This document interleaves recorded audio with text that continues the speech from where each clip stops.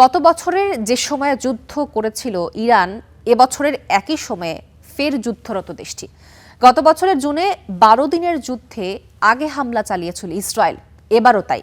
সেই যুদ্ধের এক বছর পূর্ণ হলো আজ। 2025 সালের 13 থেকে 24 জুন পর্যন্ত চলা নজিরবিহীন যুদ্ধের এক পর্যায়ে প্রায় 150 অত্যাধুনিক বিমান বহর নিয়ে ইরানে হামলা চালিয়েছিল যুক্তরাষ্ট্র। পরে যুদ্ধবিরতি এলেও সেই রেশ এখনো রয়ে গেছে, দমে যায়নি ইরান।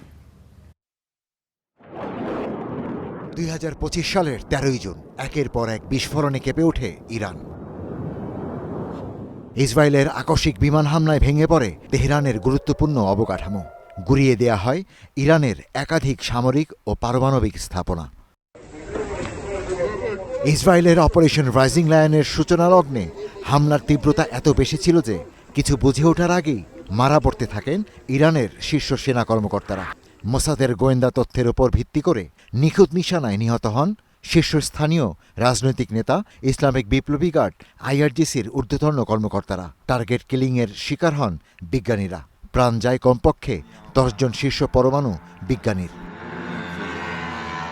ইসরায়েলের এই আগ্রাসনের জবাবে নজিরবিহীন প্রতিরোধ গড়ে তোলে ইরান।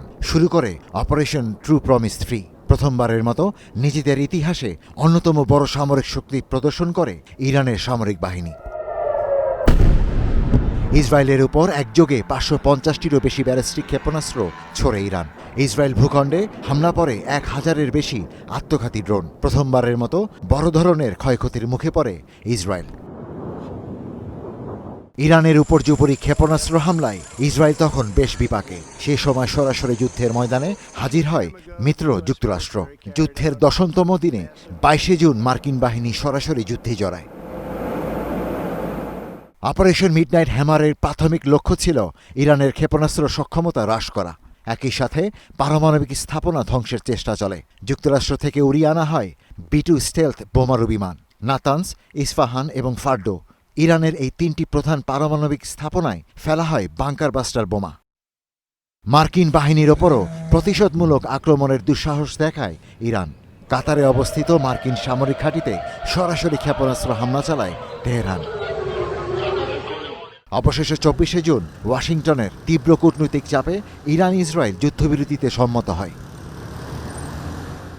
ইসরায়েলের মধ্যকার সেই রক্তক্ষয়ী 12 দিনের যুদ্ধ আন্তর্জাতিক অঙ্গনে তীব্র মেরুকরণ তৈরি করে। জাতিসংঘ সহ বিশ্বের বেশিরভাগ মুসলিম ও আরব রাষ্ট্র ইসরায়েলি হামলাকে আন্তর্জাতিক আইনের স্পষ্ট লঙ্ঘন হিসেবে উল্লেখ করে এর তীব্র নিন্দা জানায়। ইতিহাসের সেই 12 দিনের যুদ্ধ মধ্যপ্রাচ্যে কোনো স্থায়ী শান্তি ফেরাতে পারেনি। তার প্রমাণ মেলে এর ঠিক 9 মাস পর 2026 সালের 28 ফেব্রুয়ারি যখন মার্কিন ইসরায়েল জোট আবারও ইরানের উপর নতুন করে সামরিক অভিযান শুরু করে, যা 100 দিনের বেশি সময় ধরে চলমান রয়েছে। Ishtiaq Hossain, star news.